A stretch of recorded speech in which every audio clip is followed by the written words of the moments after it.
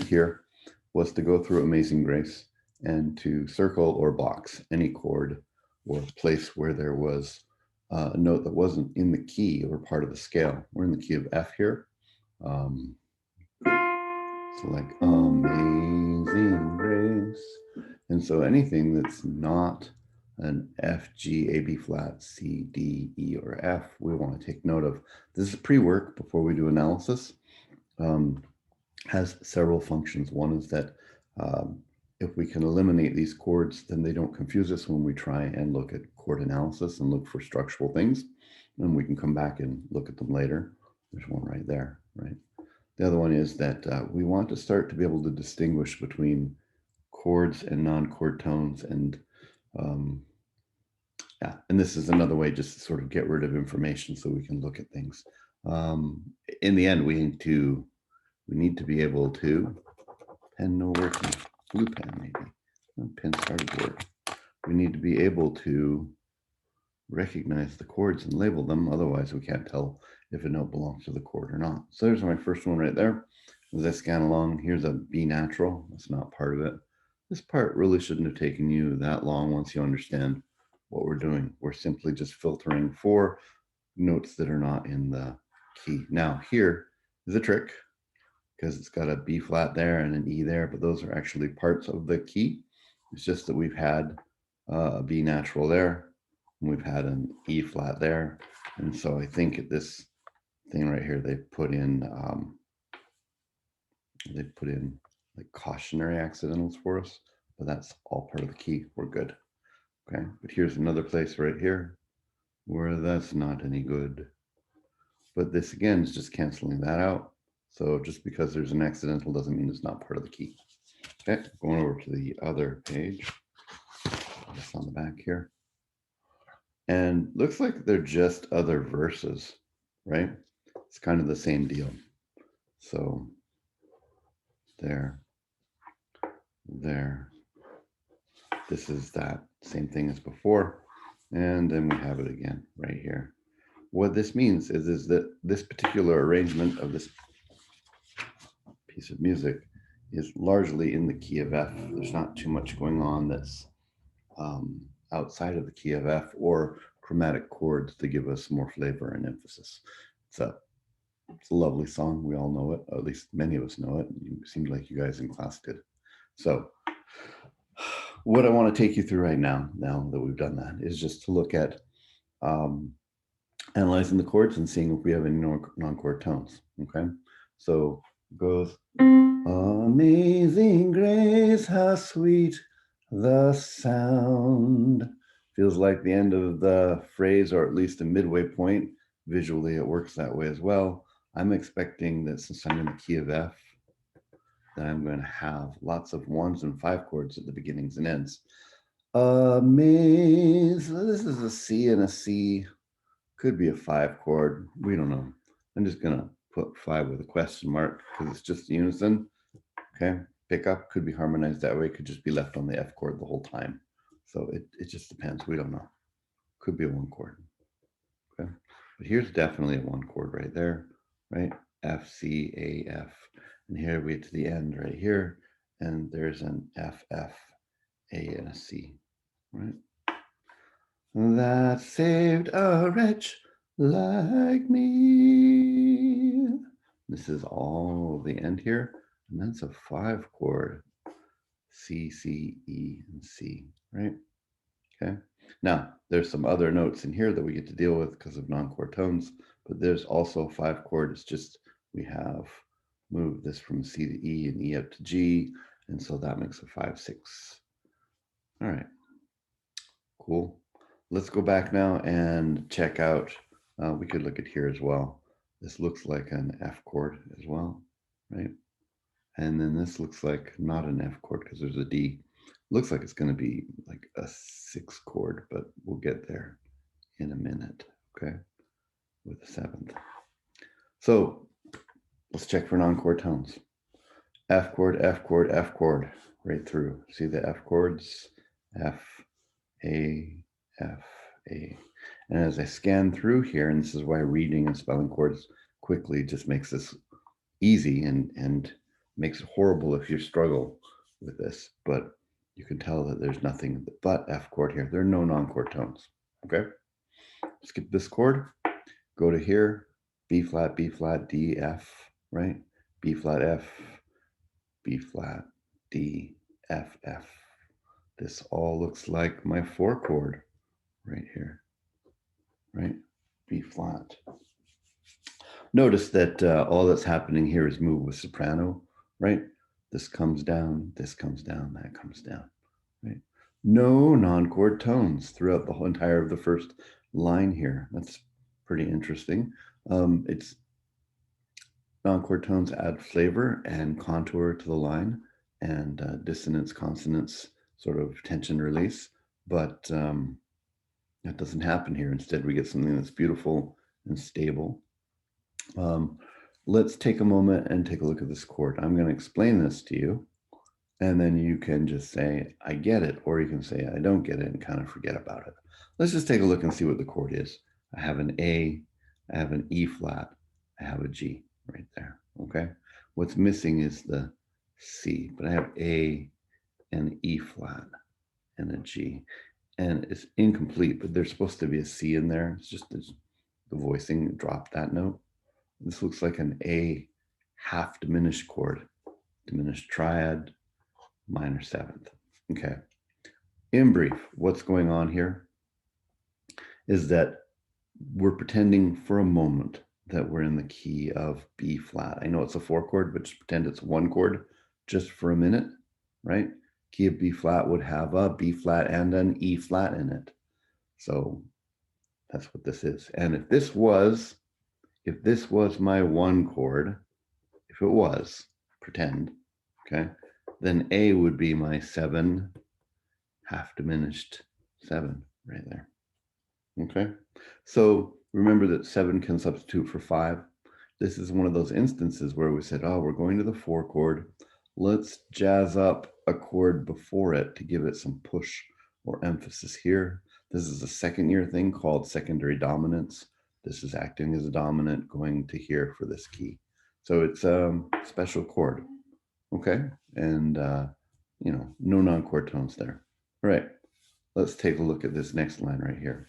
I have a 1 chord, looks like it's going to a 6 chord. Now, D, F, A is definitely a 6 chord, but whether we call this a 7th or a non-chord tone, because D, F, A, C, that's a question.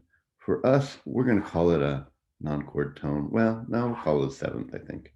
It's fine, okay?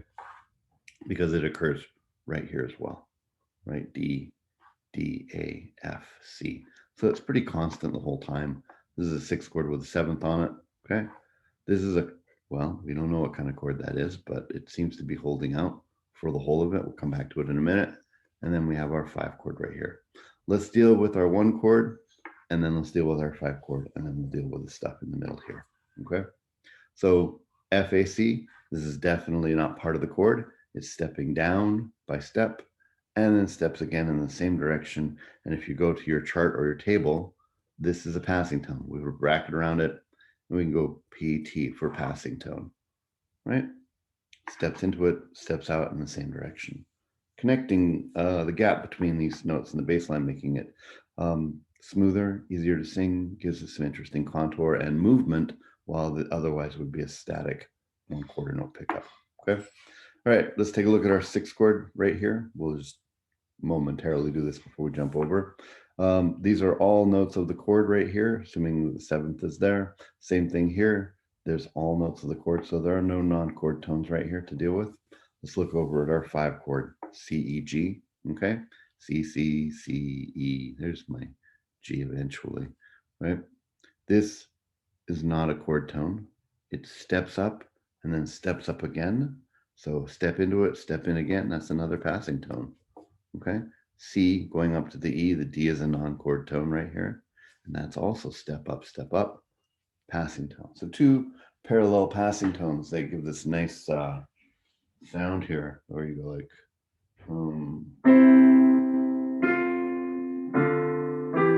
right?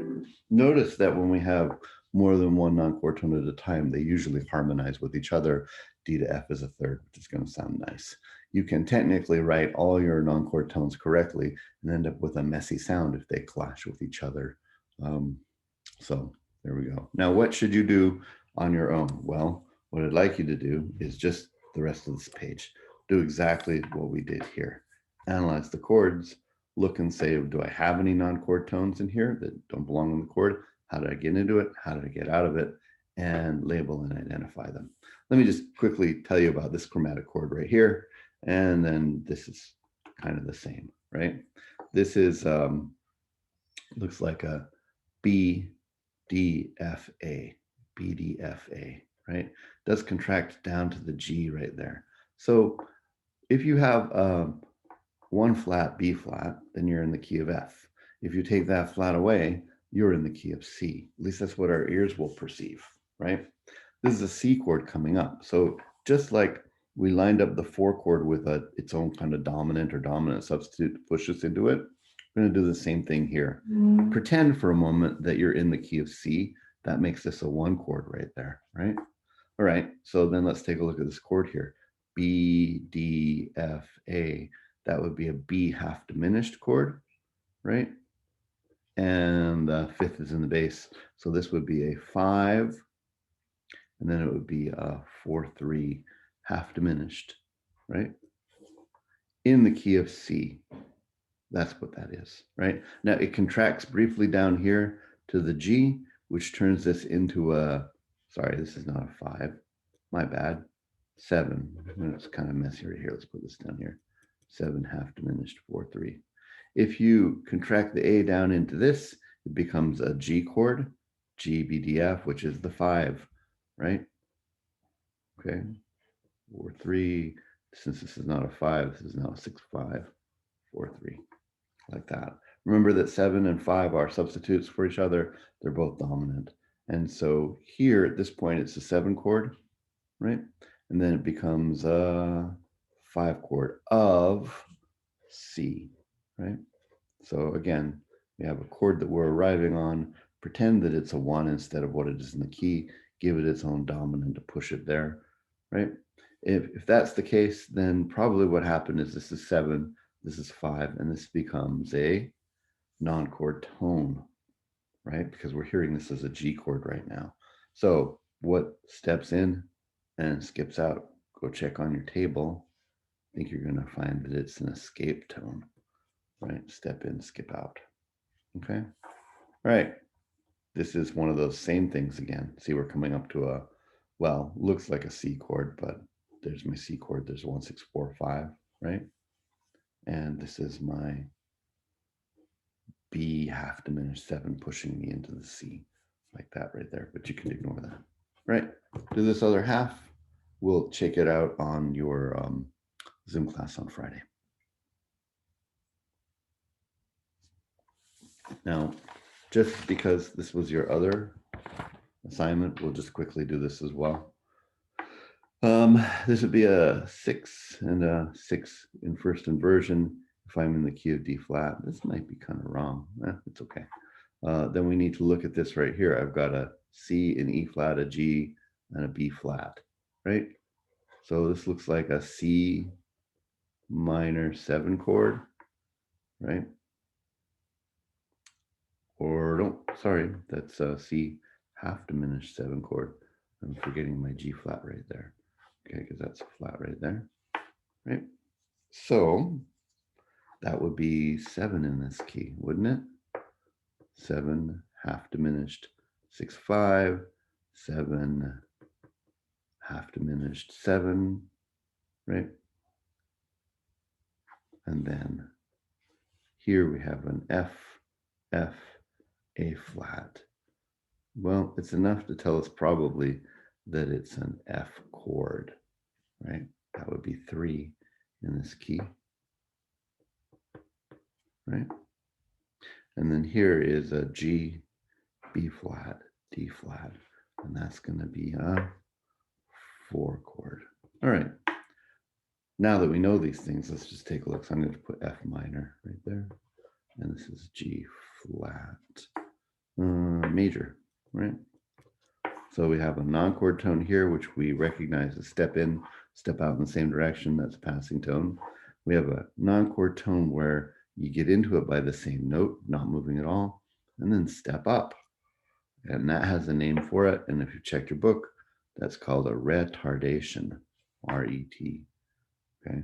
Retardation is too slow, right? Retardation is difference when you have same note getting into the non-chord tone, no movement, and then step up.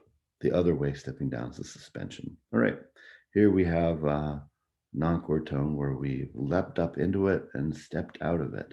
Okay, if you checked out your book and you did this, this is an appoggiatura, A double P, right? O double G. Appoggiatura, skip in, step out. Here in the lower ones, we have enter by step, leave by same note. That might be a little harder to find, but it's in there. You can enter by anything and leave by same note. That's an anticipation, right? So on Friday, we'll try and write these together. So, go back and do this on your own if you haven't yet, away from the video, right? And then be ready for this on Friday. We'll work on this part together. All right. And that's your work for today.